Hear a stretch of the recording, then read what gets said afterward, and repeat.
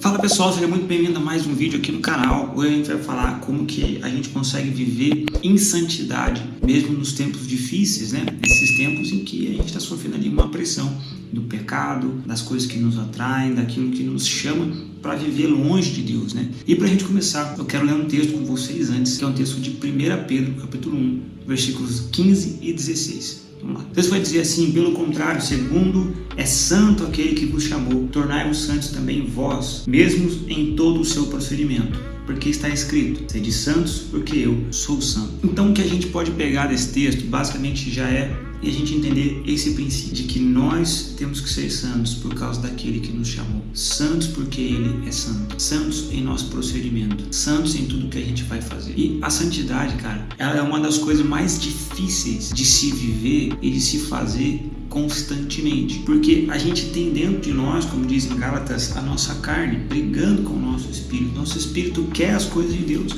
mas a nossa carne quer as coisas do pecado, quer voltar à nossa antiga maneira de viver, aquilo que nos atraía. E uma coisa importante, né? E eu gosto sempre de frisar isso em todos os vídeos aqui. Sempre que a gente fala de santidade, sempre que a gente fala de pecado, há uma ênfase nas questões sexuais.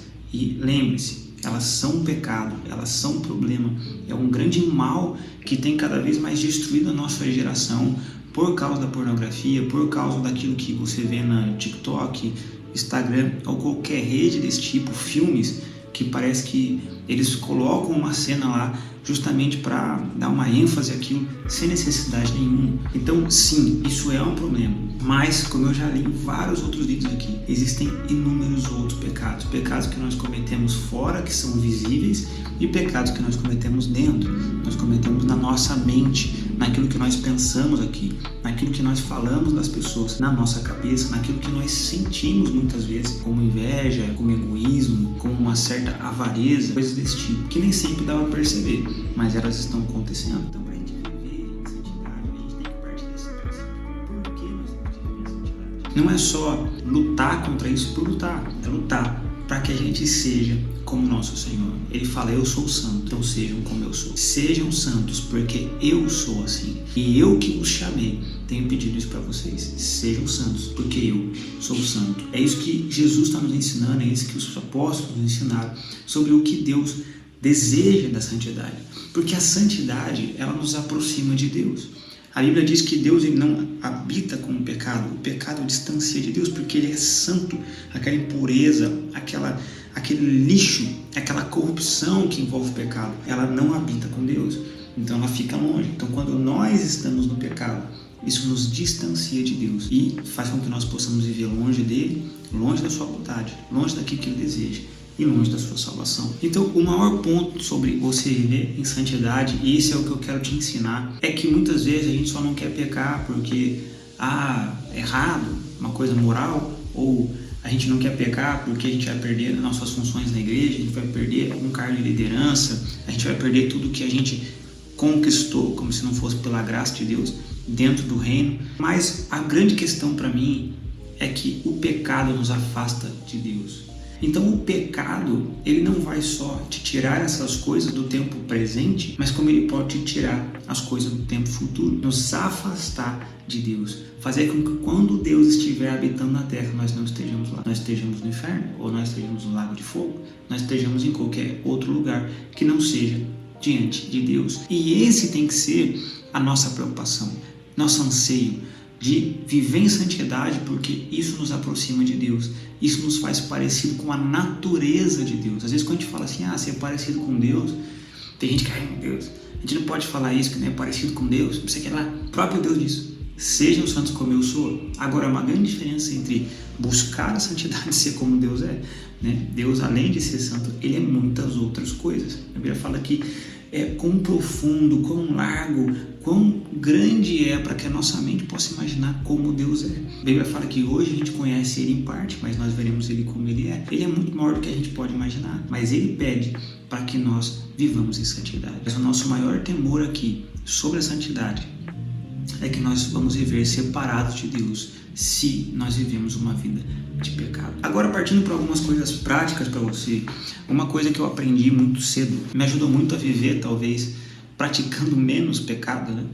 porque todos nós pecamos, todos nós carecemos, né? Não somos perfeitos. Tem dia que nós erramos. Mas uma coisa que me ajudou muito, e eu tento ensinar isso para a geração que hoje caminha comigo e a geração que eu cuido, é que uma das coisas mais importantes para você conseguir viver em santidade, uma das melhores ferramentas, é você ter a consciência da queda. É você ter a consciência de que você pode cair se você não vigiar, se você não tiver uma postura radical com relação ao pecado. Se você vai dando concessões, se você vai abrindo uma brecha aqui, uma brecha ali, se você vai deixando pequenas coisinhas irem entrando, de repente, sem perceber, você vai esfriando, você vai ficando um pouco mais sensível, você vai perdendo o temor, aí você se permite ver uma coisa aqui, permite ver uma coisa ali, e quando você vê, você já voltou para o lamaçal do pecado.